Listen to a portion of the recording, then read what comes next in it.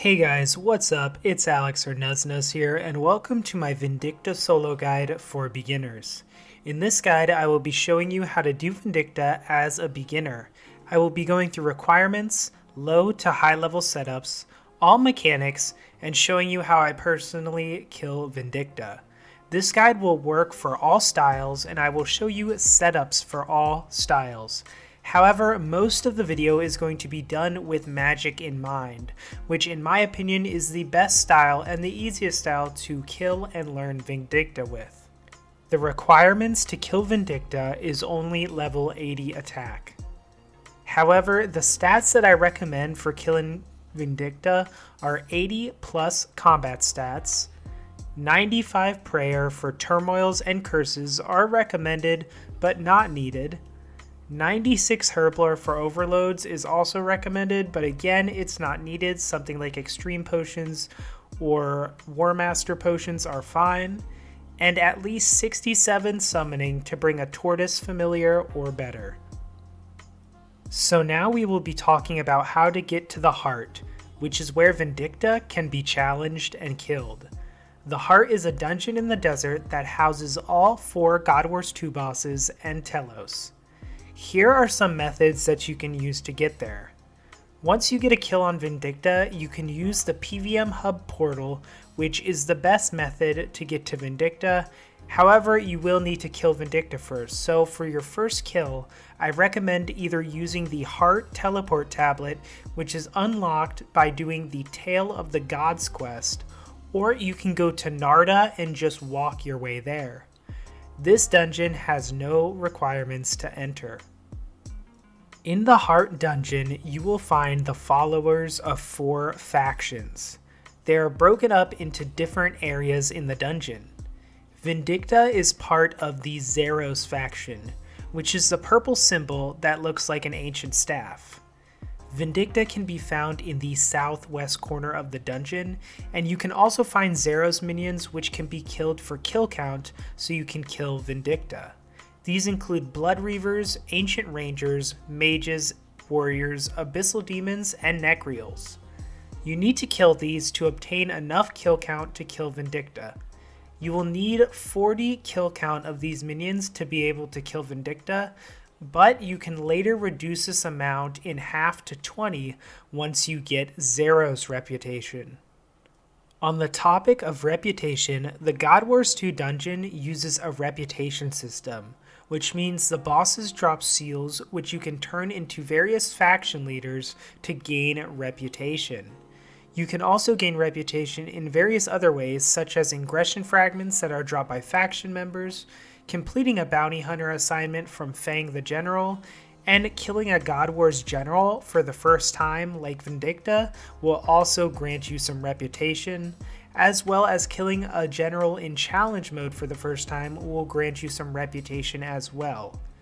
This reputation is used to unlock a variety of really good rewards, with most notably drop increases for the Godwars 2 bosses for rare items, and also kill count reduction for the Godwars 2 bosses. It is highly recommended to turn in your seals for reputation to get it up fast when you are really looking to start taking the boss more seriously and camping it for money, as this will make rare drops more common and will drastically increase the GP per hour you make at these bosses. So now that we know a little bit about the dungeon that houses Vindicta, we are going to look at the gear and inventory setups for Vindicta. First, I'm going to show 2 inventory setups, which includes a beginner setup for first-time killers, and a higher level setup that focuses more on longer trips and relies on soul splitting and resonancing more for health. So for the higher level setup, I bring vulnerability bombs for faster kills, and although it's a bit expensive, I bring supreme overloads, planted feet, ring of vigor, and of course a shield. I also bring much more prayer than the low level inventory setup, and then food and restores. As for the lower level setup, it more focuses on keeping a lot of food because you're just going to be starting to learn Vindicta, so you're definitely going to want a lot of food.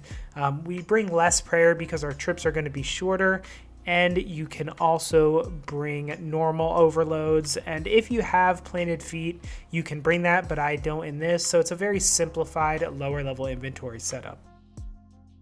Now we are going to look at the familiars. So for lower levels, when it comes to familiars, you'll want to bring a beast of burden, something like a tortoise or a yak filled with food and maybe some prayer. This will be the easiest to learn the boss with, as you'll have a lot of food. However, as you improve, I personally use a Ripper Demon with Death from Above scrolls to speed up my kills a lot, so that's what I'd recommend for the higher level setup. But if you're just starting out, I would definitely bring a familiar with a bunch of food and maybe some prayer, so you can just focus on the boss and not have to worry about your food too much. Alright, so now we're going to go into the gear setups. I will be showing you distinct magic setups for each tier of low, medium, and high level, and then I'll be talking about what you can use if you decide to range or melee. As for magic, the lowest level setup you'll probably want to go with is something like this. A subjugation set with something like a Dragon Rider amulet. I also have a chaotic staff here, which is about the lowest weapon tier that I'd recommend trying Vindicta with. I have Luck of the Dwarves, but I believe a Ring of Fortune works fine too. I then have a skill cape and an illuminated god book if you want some cheaper options to use other than a scrimshaw. As for the medium level setup, we switch out the subjugation for something like Virtus. We then keep the Dragon Rider amulet, however this can be upgraded to an Amulet of Souls or a Reaper necklace as well. I recommend the Amulet of Souls because it makes it really easy to soul split and gain back a lot of health. You still use the same skill cape and you can use a god book like the previous setup. But in terms of our weapon, we have a tier 88 superior Zorial staff, but you can also use something like a camel staff or an obliteration. For the higher level setup, I have full tectonic with Essence of Finality, Magic Kiln Cape, Flare Frost Boots, Celestial Hand Wraps with a Noxious Staff. However, the Inquisitor Staff is by far the absolute best weapon to kill Vindicta with, as it will have its special effect active, making it extremely powerful against Vindicta. So if you can afford an Inquisitor Staff, that is definitely the best weapon to use here. Keep in mind this higher level setup is very expensive and it's a bit overkill for something like Vindicta, but you can still use it for super fast kills. Now I'm going to show you possible melee or range setups. So for melee, I would advise with going with something like a Dragon Rider Lance as probably the lowest tier of weapon. Of course, you can use like a Chaotic Maul, but honestly, I think when you're meleeing, something like a Dragon Rider Lance is probably the lowest I would go. Of course, Noxious Scythe and ZGS would by far be the best. Torva is probably also the lowest tier of armor I would go for, all the way up to Trim Masterwork, of course. And you can stick with the same general amulets like Essence of Finality, Amulet of Souls, or Reaper Necklace, and you can use something like a Blood Brawler necklace if you are a lower tier. These setups will be linked in the description as well, so you can look at them there. As for ranged, range is probably the worst method to use at Vindicta, but if you want to range, it is possible. You'll want chaotic crossbows at the very least, but probably a wyvern crossbow or ascensions. Serenic or Pernix work just fine. I probably wouldn't go with anything less than Pernix though, as you'll get hit pretty hard. The same amulets and necklace as the other styles, and Becriminal Bolts will really speed up the kills if you have them, like Ruby and Dragonstone Becriminal Bolts work very, very well. So now we're going to look at the auras and the best ones to use. The best auras to use at Vindicta are of course the Reckless, Maniacal, and Berserker auras. So many new players don't know how overpowered these auras are, and yes, they do make you get hit a little more, but the damage you take is well worth it in the damage you give out. The only time I wouldn't recommend using these is if you don't have Soul Split, just because the heals from your Soul Split kind of counteract the extra damage you take. If you don't have these auras, however, or you don't want to use them, something like Sharpshooter, Runic Accuracy, or the Brawler aura work, as well as Dark Magic, will work just fine. Alright, so now we are going to look at all of Vindicta's mechanics, what they do, and their order.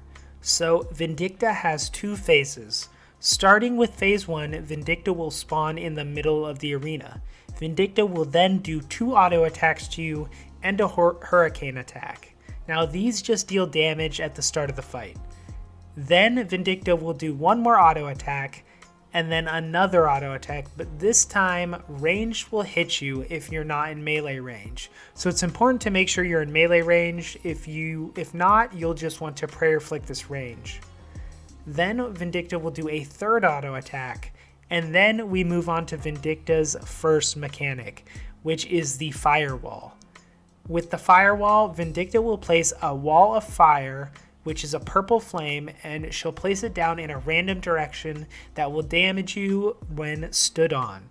Now the easiest way to avoid this mechanic is just to run across Vindicta in a straight line or diagonally to walk out of the flame.